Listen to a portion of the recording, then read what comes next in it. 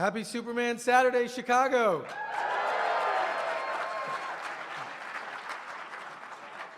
I'm Mike Avila with SYFY Wire, and it is my pleasure to be here today to help celebrate this historic occasion in comics, the 1000th issue of Action Comics. And I have some very special guests here to help us take part in the celebration.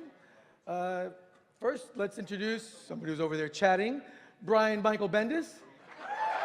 Come on up, Brian.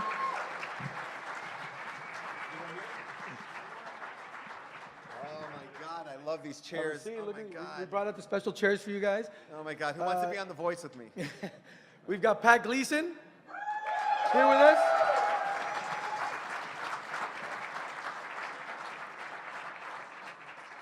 I think we made a mistake because we've got a couple of Batman guys who have crashed the panel, Tom King and Clay Mann.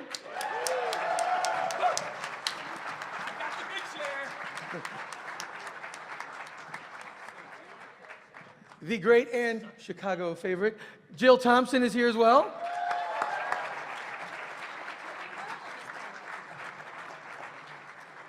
And artist extraordinaire, Philip Tan.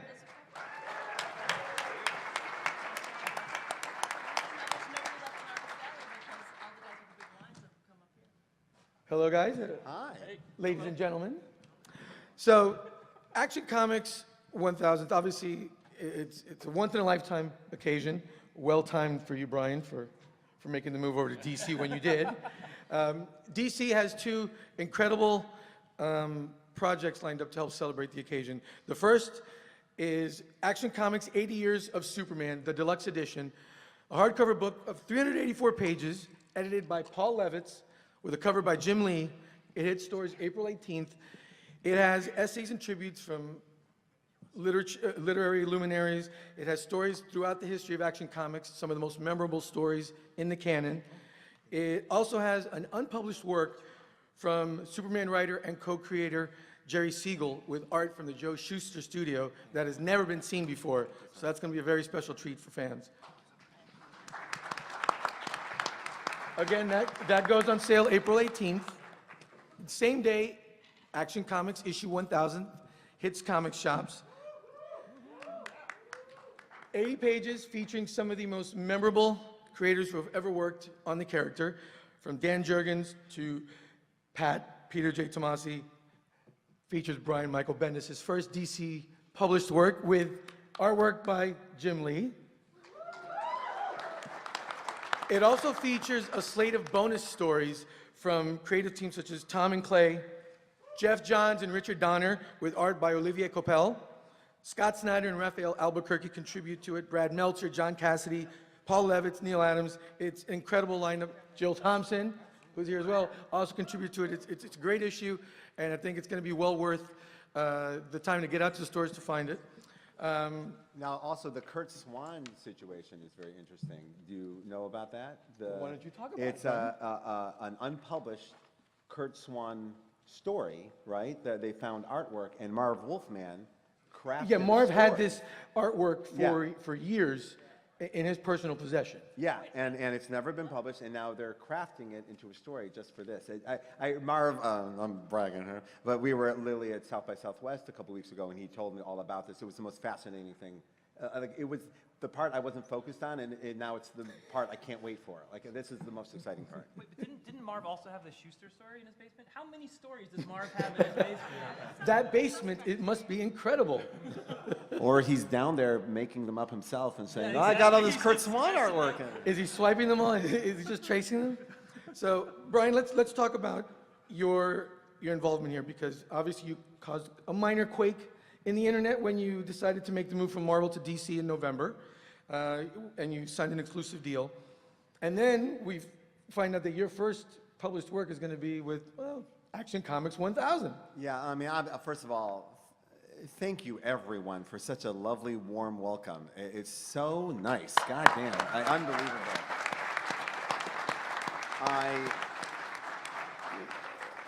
As an erotic Jew, I spent most of the time we were deciding whether or not to make this leap, which was the biggest leap I've made in my career.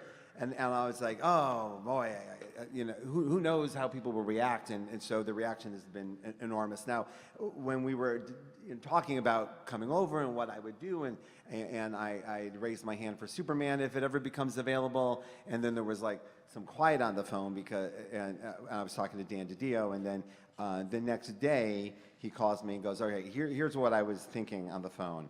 I don't want to rush things, but Action Comics 1000 is coming, and it really feels like, boy, that's just the perfect place to start if we're going to do this. But it's in April. Can you get us something by April? And I'm like, And that meant you had to start literally writing your first DC story after finishing your last Marvel story. yeah, it would literally be. It was literally no time off. Like I had it scheduled where like my last issue for Marvel is Iron Man 600, and then the next day I would start Action 1000. But then I got sick, so I was doing both at the same time. But I got my script in on time for Action 1000, and they were worried about it because I got sick, and then. We got it done, and as you can see, this is the first time anyone outside of DC is seeing this artwork.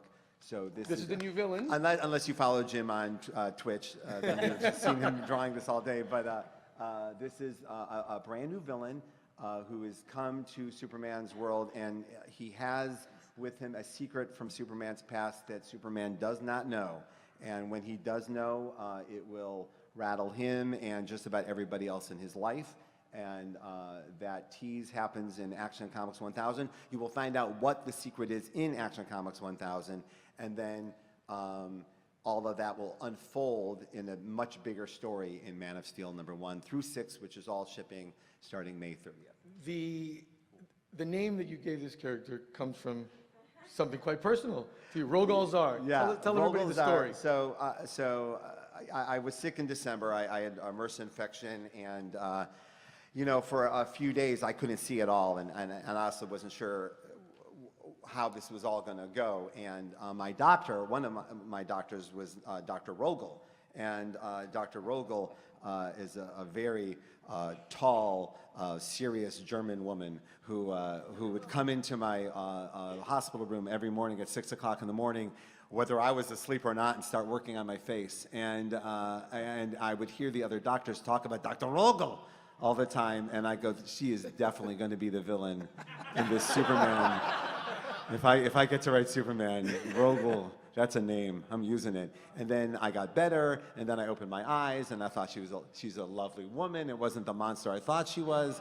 And then I told her, hey, I'm going to name the Superman's new villain after you, if that's okay. And she went, what? And I said, I'm going to start writing Superman, and this villain, it's a big villain, and there's something about your name, I just really like it, and I want to make it the villain name. And she goes, uh-huh, and then she walked out. And then she came back in the next day, clearly having now Googled me, and went, I'm very excited to be in Superman. Like, she thought I was just nuts.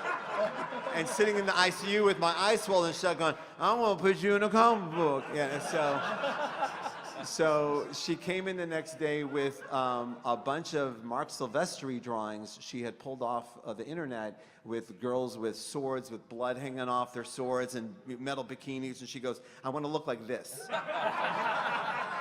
And we had already designed... She had artistic demands? Yeah, she already designed the character. Nailed it. And clearly, the Doctor and I are in two different worlds of what this character should look like. And I also thought it hilarious that this woman of such impressive ability was dying to be in a metal bikini covered in blood. But, and it was a healthcare professional. And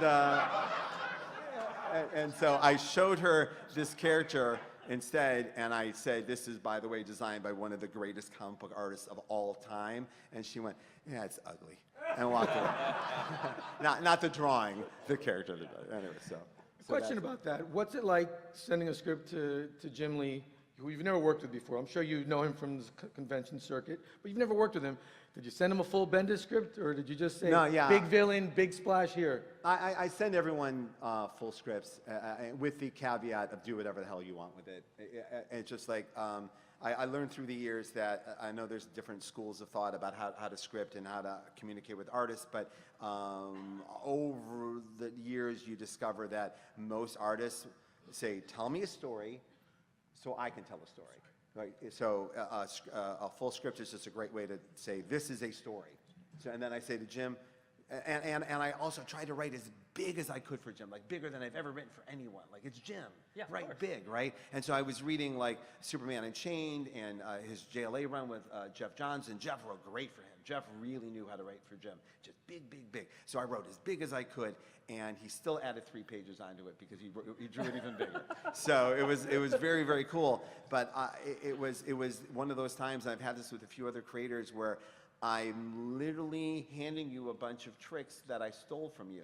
Like, these are Jim Lee tricks. Like, I'm giving them back to you. So you do these tricks. Like I did to Walt Simonson. Like, do that thing you do with the Thor and the thing. So, The frog thing. Do That's the why you get paid the hero big the money, frog for thing. the Thor thing. Yeah, do the Thor thing. But so yeah, so and also I'm a big fan of Jim's character creation. So I was going to ask him to create the character, whether he was drawing it or not. So I was thrilled that it was coming with the package. But I think Wildcats, I think all those characters are really just excellently designed. So I kind of just do it. Just do your thing. I didn't even get Wait, this is a thing an artist can take your work and be like, I'm just going to add 3 random pages to this? Yeah, no, most artists don't do that, but yeah, most people, when Artists weigh in. We've Would you got like plenty someone to here. add something to your stuff, Tom? I'll do that. Oh, I think you should. No, but that's when you know you're That's a working. legal contract, you guys. That's done. But that's how you know you're working for the publisher, when it just adds pages onto it, because we're not allowed to do that. Yeah. Brian, something else that you got to work on, and man, you've really been spoiled right away with artists. Yes, this is huge too. DC Nation Zero, which comes out May 2nd, has a preview of the Man of Steel, but it's not just ripping the first 10 pages off of issue 1 of the This Man is of Steel. all It's- brand new. It's a brand new story with some guy named Luis Garcia Lopez. I mean, my goodness. Yeah, this is. That's how you start off your DC Comics tenure? So Jose is one of the best artists of all time. He is probably one of the top DC artists of all time, and yeah, he was on my bucket list. And when you're at Marvel, well, that's an artist you're never going to work with. Like, Jose's never been at Marvel. He It's literally never gonna creates happen. the DC style guides. Yeah, like, so you never think one day maybe I'll get to work with him. And so the minute I said yes to Dan, I was like, is Jose doing okay? How's he doing? And they go, no, he's good for a few pages. I'm like, yeah. So I was really grateful, because literally the next day Jose had signed on. And let me tell you something about Jose Luis Garcia Lopez, who I did not know and had never met. He's the nicest person in the world, and it's so nice when you love someone's work so much and they end up being unbelievably awesome. So working with him was just lovely. And talk about, for the writers in the room, I said, listen, I want this to be special for you. I want to write for you. I want to, because he's done so much. Like, I want this to be an experience for you. And also, it was made very clear he was coming out of retirement to do this. Like, he's 70. He's done. He wants to sit and watch TV, and I get that. And I do too. And so I get very nervous about he's spending his quality time away from the things he's doing to draw this. I want to make sure it's good for you. And he wrote back, nothing makes me happier than a writer that has a story to tell and wants me to tell it. So I'm already good. I'm like, oh. That's not what you said. Yeah, I was like, and I just wrote back, Well, yeah. I just wrote back, I love you. So That yeah, doesn't- so that doesn't and then look this like artwork came in. retirement. And as you can see, every single character, every single person on panel has a story going on. They're reacting, they're listening. It's a masterclass in comic book storytelling. It's one just thing beautiful. one thing you notice with the pages here, you see the supporting cast and you see Clark Kent, and on May 30th, when the Man of Steel #1 hits, one of the mission statements that you've talked about is you want to bring Metropolis up to the level of Gotham City. You want it to be more of a character on its own, and you want to spend more time with the Daily Planet and Clark Kent, investigative reporter. Are we going to see a lot of that world building in this? Yeah, it's not all of it, but it's part of it. And I'm in love with the fact we have Superman, and he came here and he has a purpose. And on top of that, he chose of his own choice. A lot of this happened to Clark, but the choice he made was to be a reporter. He made that choice. That was he could have done anything or nothing, and he chose to do this. And I'm thinking about Clark and why he did that, and what was in it for him. And what was in it for him was a way to tell the truth that Superman can't. Like there's things that Superman can do, and there's some things that Superman can't do, but Clark can do them. And so finding that marriage of the Superman who can tell the truth and the justice in the American way, and then the Clark who can do his version, that's a book I'm dying to write and dying to read. So, and here is a preview of Man of Steel #1 with art by Ivan Rice and Joe Prado. And as you can see, we're diving very deep into the DC universe and what's been going on behind the scenes. You get a little hint there of some of the species of the galaxy of the DC universe all conspiring on something here, and we'll figure out what it is soon. You know, I'm questioning your sanity coming off your illness. You're making this big career move, right? And then all of a sudden, oh, wait, I want to do all this work, and I want to make it a weekly series. I'm 90% sure I'm still in the hospital, and I'm Jacob's laddering all of this. So, oh yeah, I'm skinny now, and I'm working with Jim Lee and Jose Luis Garcia Lopez, and me and Tom King are hanging out with our million-selling comic. Yeah, that's real. Was this just a that's plan? Totally normal. Was this just a plan to get your hands on all the different artists? Because each issue is I'll done tell by you, a different artist. I swear to God, I almost died 3 times, and I'm like, I would really like to get these books out before I die again. So so let's make it weekly. So I don't got time to mess around. So I thought about John Byrne, and I thought about the Man of Steel that he did, and I revisited it, and I looked at it, and our story is completely different, but it is certainly a nod to that move that John made, but everything else about it is different. The logo is basically our tip of the hat, but I said, you know what I would really like to do is if we're coming in and making a real Superman celebration, I would like to gather the best Superman artists in the world, and I would like to craft this big monumental event around the character, and I would like to create the energy that I felt when John Byrne came.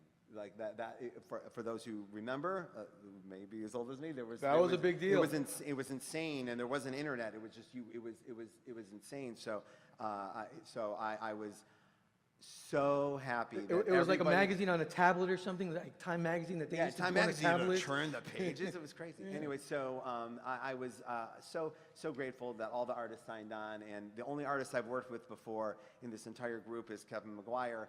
I think Kevin Maguire is one of the greatest DC artists of all time, so I made him do this with me. But everyone, Ivan and Evan and Ryan and everyone's just been amazing. Adam Action Hughes Comics. and yeah. Action Comics 1001. Yes, What are we expecting Action there? Comics 1001 with my new best friend, Pat Gleason. Yeah.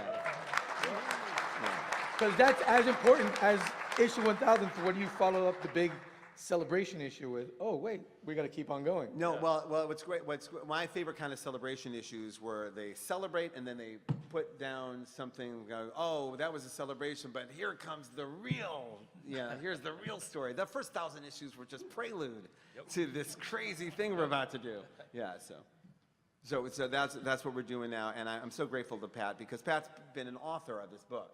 So we were just talking in the back how crazy it is to be a writer, artist, and now artist with storytelling inside. Yeah. So we've just started our first issues, and it's really exciting. Yeah, it is really exciting actually to be going from Superman over to Action Comics with Brian. Like getting a chance to work with him is really just kind of a dream come true. Being able to bring your images to life on the page. So, and we're just getting started, and it's really. I'm really excited about what we've been talking about, and I don't know how much you want to talk about, but I'm sure we'll talk a little bit. Well, we have, just so you know, after Man of Steel ships, we'll have Superman #1 and then Action Comics 1001. Yep. And Superman is going to focus on Superman and stay on Superman, the hero, and everything that entails, whereas Action Comics is going to be about Clark and Superman and Metropolis and all the stories that go around that and talk about building Metropolis up. And there's really cool things in Metropolis, but if you compare Metropolis to Gotham, almost like every corner, every brick of Gotham has been introduced and a story has been told about it, whereas there's still big parts of Metropolis that are a mystery. There's things going on in whole parts of Metropolis that we want to dive into. So that's what Action Comics is going to be about. It's pretty exciting. And it involves just a cast of thousands. Yeah. Yeah. Pat, since you and Peter Tomasi had such a great run on the characters since Rebirth began, was there any doubt that you guys wanted to do the story together for Action Comics 1000? Well, no. I actually, it was more of a surprise because, you know, it's a totally separate book than the one we'd been working on, and I never dreamed I would actually get to be along such great, you know, people on this book. And so when Pete asked me to draw the story that he wrote on it, I said, yeah, let's do it. And then he said it's 15 pages, and they're all splash pages, so I don't know. So I said, I could totally do that.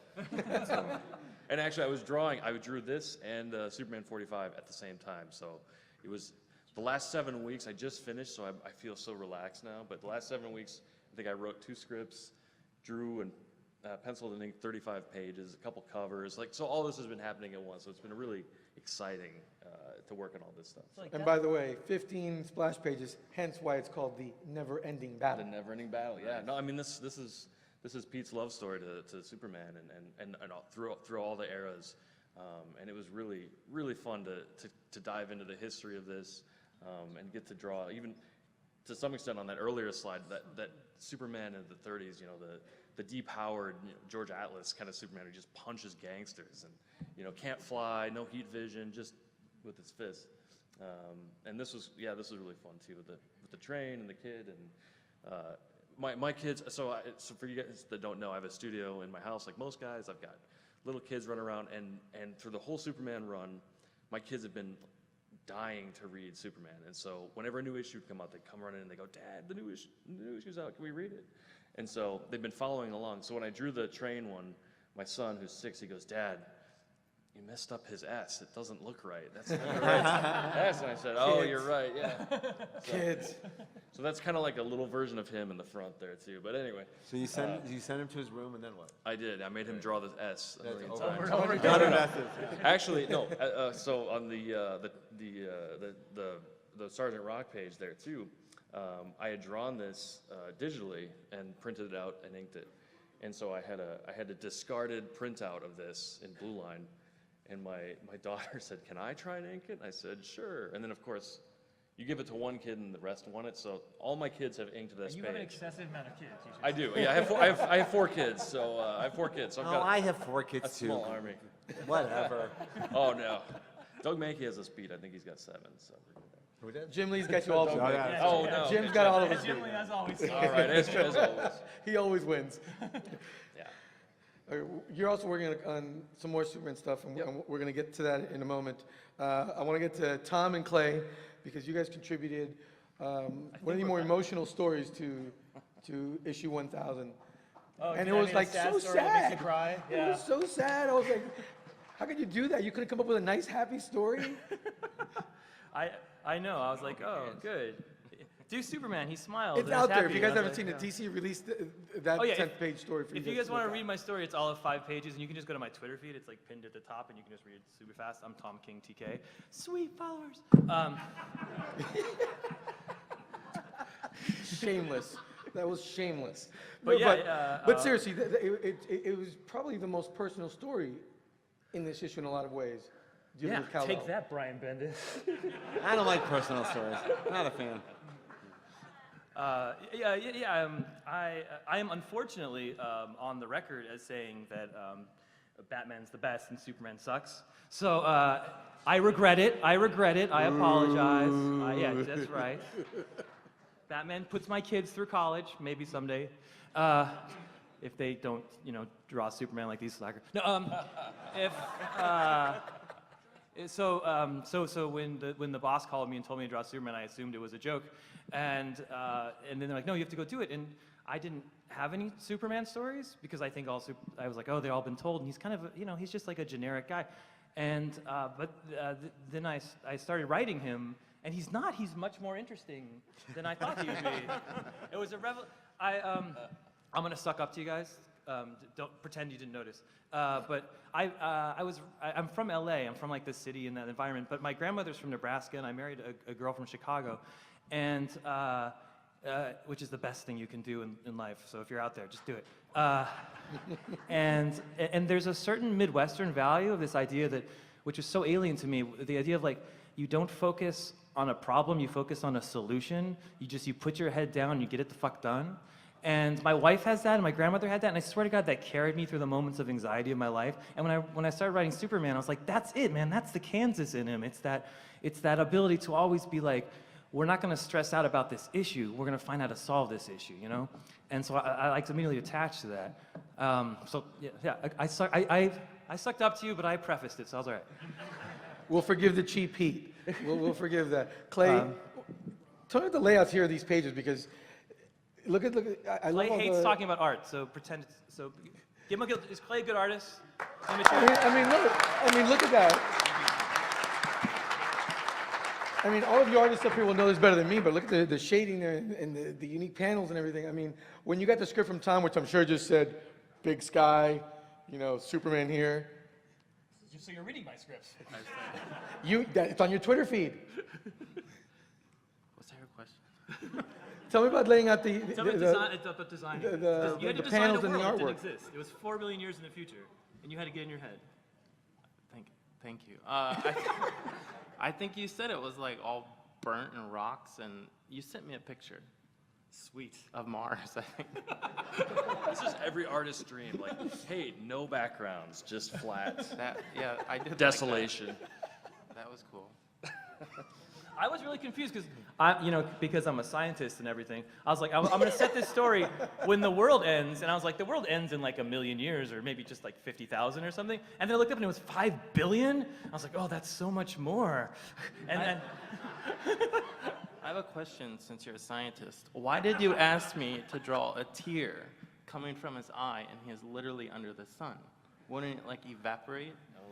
Oh, snap! Solid points. Wow. That's what the smoke is. I don't think anybody knows what that is, but I didn't he's draw got your tear. super tears. What the fuck? That's the easiest answer Tom, ever, do you know what the man. sound that you know what that sound is? It's the sound of your Twitter followers declining because they no longer believe you're a scientist. Dude, Superman could cry Doomsday to death, man. Years ago, I was working in a comic shop in Cleveland, Ohio, and a bunch of customers were arguing about how Superman can shave. And they were very, very frustrated with John Byrne for having Superman shave with a little mirror. Yeah, he does the laser He's a little laser mirror. So That's a Moore steal. Alan Moore did that. and they were arguing so loudly that I couldn't get them to leave the store, that I literally took a piece of paper and I wrote John Byrne a letter in front of him. I go, "Dear John Byrne, what the hell?" Blah, blah, blah, blah, blah. And I wrote, and give me a real answer, not one of those bullshit DC Marvel answers. And I wrote it, and if you open up issue of Next Men #8, there's my question is printed, and he said something shitty to me. So Superman, shaving, tears, it's the whole thing. So write letters to Tom King. Yeah.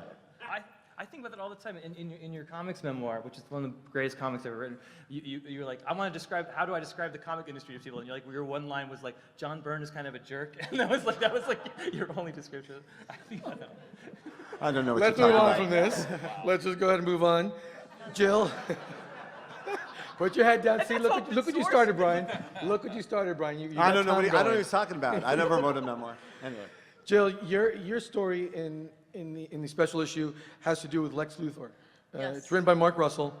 Is Superman even in the story, or is it all about Lex? No, Superman is in the story, much like we're looking at this art here. Clark Kent is roasting Lex Luthor at the White House Correspondents' Dinner. That's a great idea, man. Aquaman wears his costume to the And dinner? Apparently, everyone had to wear their costume to the dinner. That was specified. So, but kind of, I guess their kind of dress costume, not their working costume, the kind of glitterier ones. Maybe they cosplayed as themselves. And Superman appears in a montage where they honor him because he gets the Humanitarian of the Year award, because Superman. And there he is. You'll note that I tend to draw Superman with a shirt on and not some spray-painted costume on his muscles. But a professional wrestler has posed for these pictures for me, so it's real muscles. They're just under Which wrestler? real clothes. Alex Chamberlain. Nice. Yeah. So He looks like Superman, so I said, could you do some Clark Kent-y Superman stuff for me. Have you ever drawn Superman and for published for comic? You have? Yeah, the first time I drew Superman when I was working on Wonder Woman, way back before many of you were born. I drew Superman in, when he was specified. George had him in some scripts. But I do believe Dick Giordano redrew him. So he would be a more on style guy. I think for everybody who's been a comics fan, there's that definitive Superman artist, right? Who would be your definitive Superman artist? Steve Rude. Nice one. Let's Sorry, start- no, is it for offense everybody? to anybody on the panel. No. When I think about, I made, They've got thick skin. It's okay. Come on. The World's Finest that Dave Gibbons wrote and Steve Rude illustrated is like one of my favorite comics of all time. That's a great one. And the comic storytelling in the very beginning, comparing Superman's nightmare and Batman's nightmare, just like 4 pages of completely silent, no dialogue, like most intense, beautiful storytelling. And the way that Steve does, well, I mean, the things that Jose Luis Garcia Lopez does, but like, I mean, because he just stands up there as an all-time favorite. Everybody in the background has something going on. Like, there's acting happening all over the place, which I love.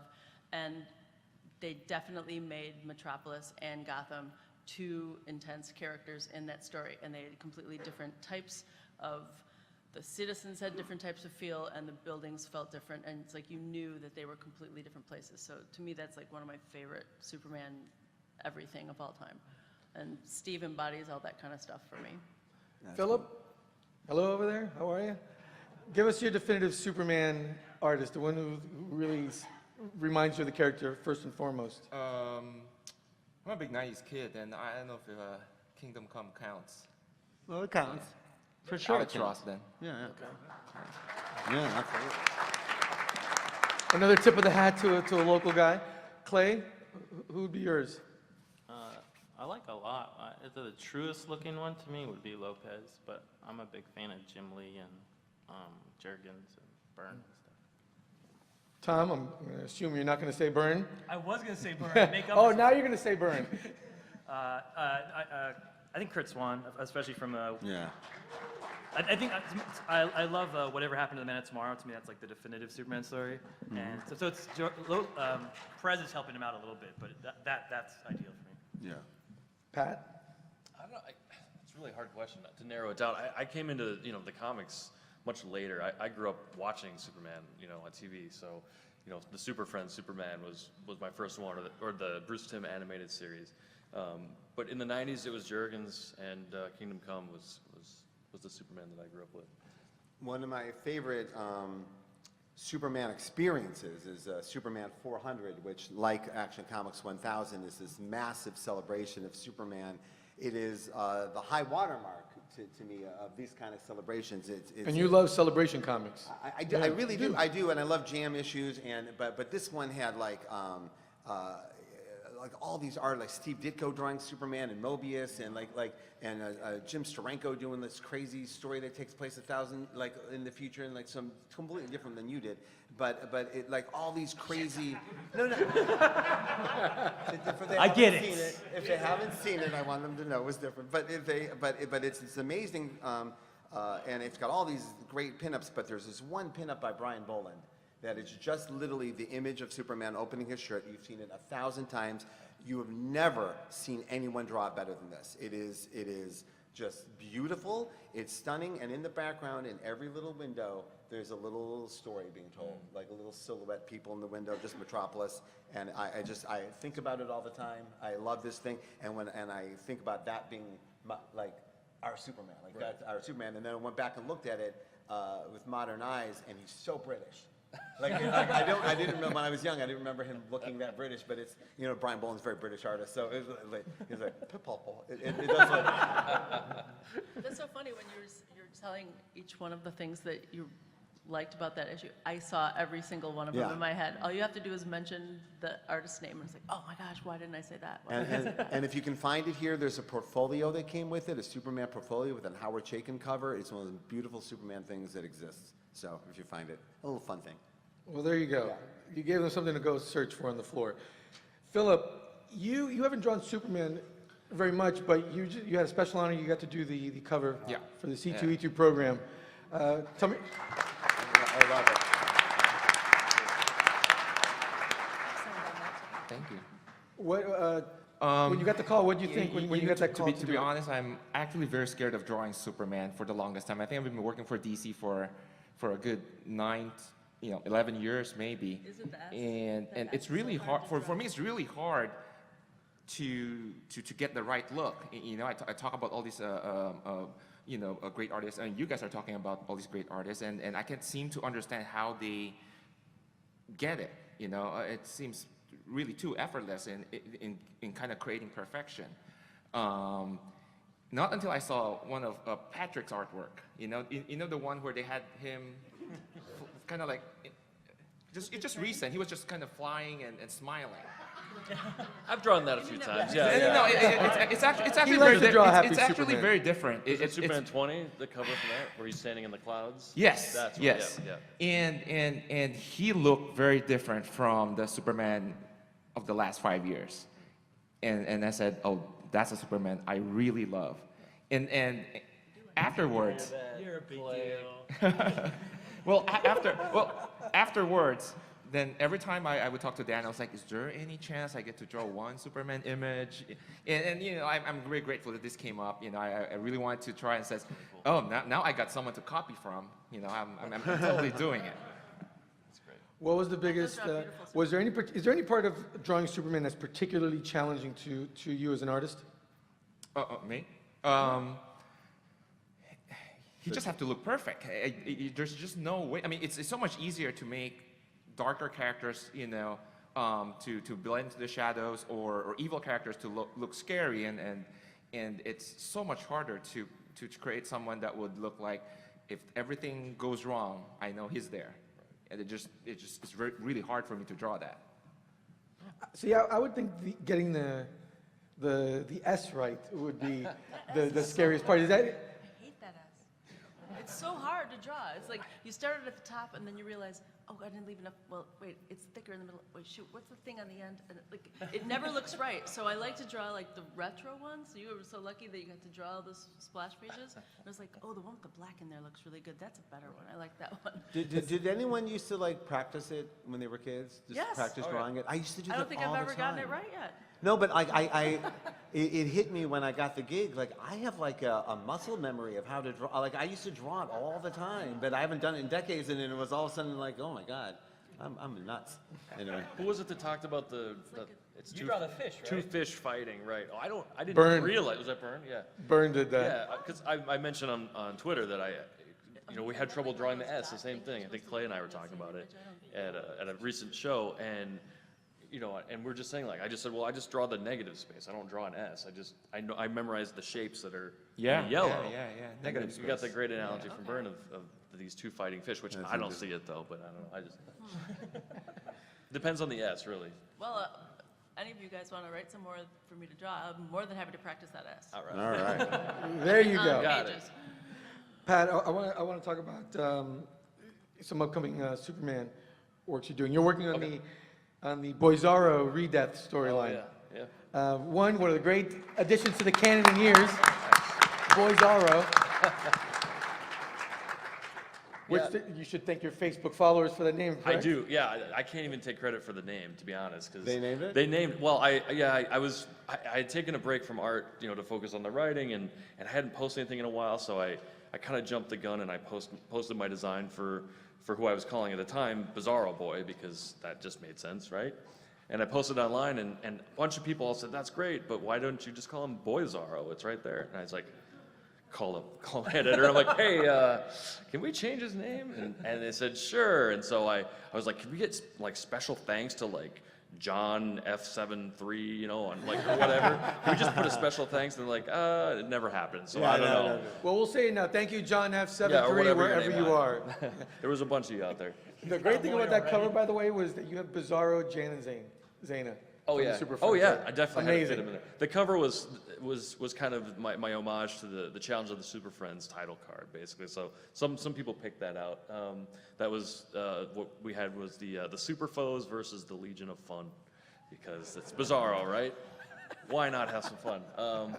And this was the final issue of the arc that just came out, issue 44, drawn by the mighty Doug Mankey, who he and I work in the same studio sometimes. We had shared one for years, and he was drawing this while I was dialoguing it. So it was actually really fun just to riff off of his artwork and just have stupid fun with Bizarro stuff. So, and put some heart in there too. I mean, his Bizarro is just amazing. I love it. I would imagine there's some bittersweet feelings seeing that your and Peter's run is coming to an end. I honestly, I didn't think we'd last more than a year, to be honest. A book comes out every 2 weeks, so I'm surprised. So we basically did a condensed 4-year run in 2 years. So thanks. Great.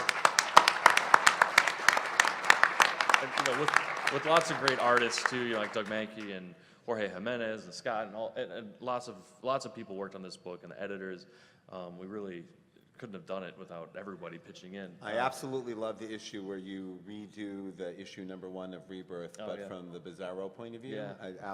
I love stuff like that. Absolutely. Thanks. Yeah, Pete and I were here last year, and that's the way Pete and I would write together is basically we'd say, what do you want to do? And then he would go off and do his, I'd go off and do mine, and we'd come together and swap ideas. And I told him, I was like, let's do a Bizarro story and just totally copy the issue #1 page for page, because that would be really easy for me to draw, basically.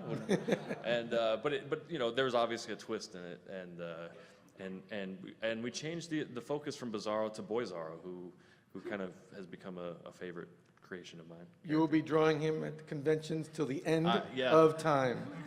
And also Rob Zarro, who is the Bizarro version of Damian Wayne, which if anyone's seen him, he does have a mustache, so that might help you. So you and Peter get to wrap up your run with the Superman special #1. Comes out in May. Yeah, it's we wrapped up. Actually, it's funny because Pete was working on the Superman special while I was doing issue 45. So we're kind of wrapping up in 2 different ways. That special is called The Promise, and it goes back to an earlier story that we did with I'm blanking on his name. The Dinosaur Island and thank you, Captain Storm.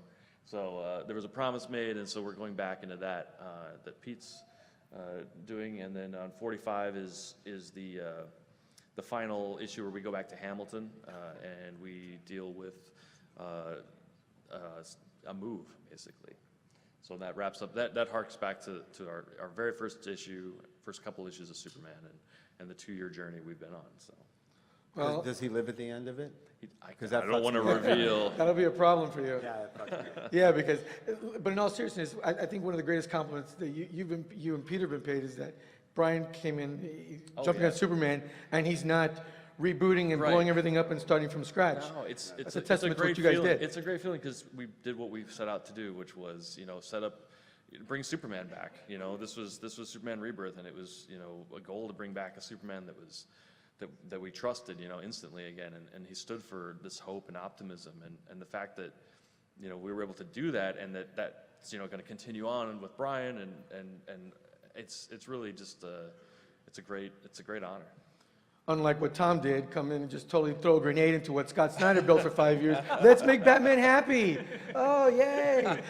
No, but honestly, I'm breaking one of my personal rules. We were talking about this at the panel with Mark Miller. Is that you want to get on a book that's about to be canceled. You want to be a book that's struggling, right? Right. And like Frank Miller had on Daredevil. Daredevil was canceled. So if he can do whatever he wants, and if he saves it, he saves it. If he doesn't, they were canceling it anyhow. It's fine. So that's kind of the gig you want. So I'm breaking my own rule. Both Superman books are really good right now. They're really, really good. So I not only would I not reboot a damn thing, but trying to build on it is the biggest challenge and the fun. So I kind of get frustrated online when people, they always go to that, oh, Marvel and DC are going to reboot, they're going to throw everything away, they're going to trash my childhood, and it's rarely ever the case. And in this case, it's not even slightly the case. So I always get bummed out when people think I would disrespect the work I love so much. Right. No, not at all. Not Yeah. at all. And we've always said too, Superman is for everybody, and that Yeah. even Brian Michael Bendis. Aw. It's all good. Even me. Even for Brian Michael Bendis. So I think a lot of people were surprised to hear that you were going to start with Superman, because for some reason everyone thought, oh, he's going to go to Batman. He's going to Bigfoot Tom King and everybody else out of there. He wants to do all the Batman books. I don't have Gleason level kids, but I still got to feed the 3 I got, okay? But By the way, you have 3 kids? Yeah. You might as well have 4. It's Well, the yeah, same amount of after chaos. There's no difference. Right, nothing changes. There's no difference We're between back 3 to and this 4. again? This is true. This is true. Okay, I'm sorry. Go on. but your connection with Superman goes way back, all the way to Cleveland. Let's talk about Yeah. parenting. Yeah. But there was there was a story back in 1986 when when they were doing a big parade for the 50th anniversary of Superman, and you were somehow involved in it, but apparently it went horribly wrong. No, I was a kid in Cleveland. I was going to the Cleveland Institute of Art. I believe we were even friends back then, back in the day. And But I was not at the Cleveland Institute. never seen about that. No, you were already good. I was struggling. And Was this the caricature phase? At no, the I weddings? was drawing characters, and then they had a job wall for illustrators, and I would just visit that job wall, and I got it in my head, whatever I do, it has to be writing and drawing, so whatever gig I can grab, whatever magazine illustration, any gig, greeting cards, caricatures, anything that pays my bills, so I can make comics. And then one day, it's always like, and it was always like someone wanted me to draw something for a golf brochure or something. That's always what the gigs are, right? Then one day they go, Superman parade artist wanted. I'm like, it's like, yeah. This is it. It's Mark Millard teasing me again, and I called it, and yeah, they're having this big parade for Superman, and they were going to do a Superman museum and a Superman statue in the center of Cleveland. This big parade was coming, and all these guests were coming, like media stars and famous comic book people, and we need an artist, so you get to draw all the art on the sides of the cars for the entire parade, right? And we'll pay you in Superman memorabilia, because we don't have any money. Right? So they literally paid me in Jose Luis Garcia Lopez prints. I swear to God. So it's very funny. This full circleness here is lovely, but As they still do. because it's a convention just like this one, and some guests fall out, and when the big deal was that Siegel and Schuster, whoever was still with us, couldn't make it because they weren't feeling well, but Stan Lee was going to come in their place, and it was a big deal. The guy's crossing the street, and he's representing, and he's going to represent for them. So they called me up at like 4 in the morning and go, Siegel and Schuster aren't coming, Stan Lee's coming, draw something, right? So I'm like, and so I stayed up all night, and I drew a Stan Lee Spider-Man, and I was there for the parade, and I was hanging up the signs, and I was covered in ink, and I was exhausted and slept in days, and the bus pulls up, and the bus doors open, and Stan Lee gets out the bus, and he goes, Brian Bendis! And remember, I'm like 19 years old, and I'm covered in ink, and I'm sweaty, and I go, you know my name? And he walks up to me, hugs me, and whispers in my ear, you're wearing a name tag, schmuck, and walks away. And walked away. Yeah. So that's why I'm writing Superman. By the way, great deal. Do all that artwork for. No, for print. actually, I made a deal with them. I said I wanted quality time with the artists that were there. I was so nervous and so sure that there were things that I didn't know, like I was missing information as an artist, right? So I said, just give me like 20 minutes with George Perez, which they did. They go, this is our artist, and we told him he could talk to you. And George Perez gave me information and personal information that has stayed with me to this day. So I did get paid. I literally don't think I would have made it to the stage of George Perez, because I found myself having focus issues, and here he is, George Perez, with all this rubble and all the windowsills, and all. This is a person who does not have focus issues. And he told me something that day that completely changed my life. And I've used it every day, and that's when people go, wow, how do you get so much work done? It's because of what George Perez told me that day. It's two fish fighting. No, he said, focus, this is what you're here for. Because if you're really supposed to do this, then nothing should be distracting you. And if you're being distracted, then either you're doing the wrong work or you're not doing the work you're supposed to be doing. And I went, yeah, but I think about it every day, and yeah, and that's it. So it was a very good weekend for me. Thank you. You really have been vocal about, pushing back on this whole debate of, Superman being, a 20th century character, because you took this character knowing that he's as relevant now as ever. Is that part of what you want to infuse through your books, whether it's Superman or Action Comics? Yeah, I wrote, when I first got the gig, I wrote like a 7-page manifesto for Dan and Jim. I don't know if it made it to you guys, but just about, it frustrates me when people think that Superman's not relatable when he's insanely relatable. He's way more relatable than Batman. I don't have I even have a Batcave. Wow, it's getting personal now. I even personally have a Batcave, and I don't relate to this. But anyway, so the point is, I'm joking, I love Batman. And, but with Superman, it's doing fine, you're fine. But the point is that I think that Superman's family, his adoption, where he's from, the choices he's made for himself, the family he's built for himself, the way he relates to the Justice League, this is all insanely relatable, at least to me. And maybe it's because I'm older now, and it was easier for me to relate to Peter Parker when I was younger and nervous, and now I'm older and a little more settled in my skin, that I can look at him as someone to relate to, as someone who also needs to stay in the skin. I mean, I look at it even as a father. Like, I don't know how you guys feel, but I find myself going, oh my God, I'm a father of 4 children who need me to be the best version of myself all day. They don't need me to have a shitty Thursday where I'm crying on the floor because no one likes me. They need me to be the best version of myself. So you are, and then years go by where you realize you have to constantly be the best version of yourself. That's his job. He can't do that. I can relate to this on my level. I'm not saying I'm Superman, but I see the responsibility of having to, represent something more than yourself to other people. And so I don't know how other people feel, but that's something I relate to. And also there's a lot of adoption in my family. So I see that struggle for identity that goes on every day, and how specific it is and how unique it is. And no matter how much Superman will ever accomplish, it will still be there. It is a part of who he is. It is part of his wiring, and he is special and unique because of it. And we all have that in ourselves, something that makes us unique, snowflake, So we're going to be diving into that as often and as we can. And I also love that he comes from far away, but his moral values are from the heartland of this country. And it's so instilled in him, he doesn't even know it. So that's what we'll be talking about as we go forward. And I'll prove his relatability with the trunks. Yeah.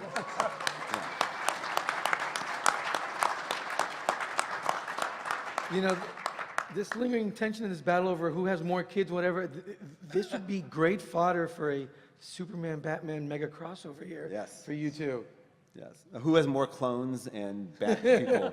Well, Batman has more bat people than Superman has Superman people, right? Look, Batman's relatable. Whose parents weren't killed, Who doesn't have a cave? And then vowed revenge for the rest of it. It's weird because I have a giant penny. yeah, come on.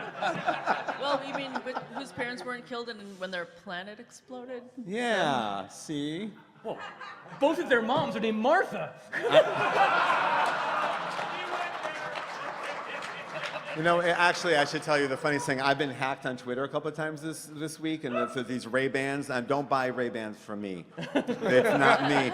They keep getting hacked. Cancel some shit. And last night somebody wrote, "Please change your password from Martha," and I thought that was hilarious. That was very funny. Oh my gosh. Something else that's happening here. We just got the logo up here, but the trunks are back, guys. The trunks are back. Hashtag. Are we happy? Are we happy about that? You got trunks are back? Lukewarm response. Yeah, there's no booing. That's good. That means everyone's happy about that. Pat, I know you had mixed feelings because you were a fan of the redesign because you had a hand in it. I was just like, I felt like, change it again with the new belt that's like the trunks, but not the trunks. And I said, well, I walked in the door. Literally, everyone's been fighting to get the trunks back on. There's been schools, and they've been arguing. And so then when this came up, that this has been denied. a million so, heads exploded. Yeah. So, but what it simultaneously really across was, the I country. was the last straw of all. You have fought well. And yeah, it got there. So Either you way, should all it's all look good. as soldiers in this fight to get the trunks It's all back. good. But now, my whole day as a 50-year-old man who has journeyed through this life and has traveled the world, now I go online and adult people yell at me about underpants all day long. All day long, people non-ironically going, "Go to hell with you and your damn red trunks! God damn it!" And I'm Is like, it a really? little weird that DC's handing out red underwear? Like, I don't know. I thought that was. I don't know if I would take red underwear from. A Thank you for stranger. spoiling the surprise, Pat. Oh, But sorry. yes, as you exit, we will be handing out a pair of red tighty whities for you guys. It's a trap. It's a trap. The trunks are back. The trunks Okay. are back. I want to see every one of you guys put those trunks on over your pants. Yes. Good night, everybody. Yes. I will be signing with the trunks over my pants. There will be, we'll have somebody there to certify the signatures, and they'll all be on eBay later. Pat, getting back to the whole redesign of the costume, how much time and effort goes into that when you're dealing with a character like Superman, and you and Jim are sitting there redesigning? Because it's not like something that's a creator-owned book. This is a No, it's internationally known Superman. figure. Yeah. No, it was a lot of back and forth, on emails and things like that.